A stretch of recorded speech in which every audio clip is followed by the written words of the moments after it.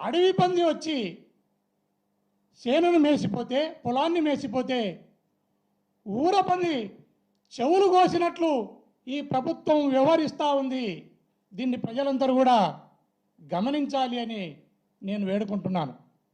ఈరోజు రాష్ట్రంలో ఎక్కడ చూసినా హత్యలు, తప్పుడు కేసులు, అక్రమ అరెస్టులతో యావత్ ఆంధ్రప్రదేశ్లోని వైఎస్ఆర్ కాంగ్రెస్ పార్టీని భయభ్రాంతులను చేసే కార్యక్రమానికి ఈ రాష్ట్ర ప్రభుత్వం శ్రీకారం చుట్టింది. ఎప్పుడు ఎలక్షన్ జరిగినా ఖచ్చితంగా చంద్రబాబు నాయుడు ఓడేది ఖాయం, జగన్మోహన్ రెడ్డి గారు ముఖ్యమంత్రి అయ్యేది ఖాయం. మళ్ళీ ఇలాంటి ఘటనలే పునరావృతం అవుతాయి.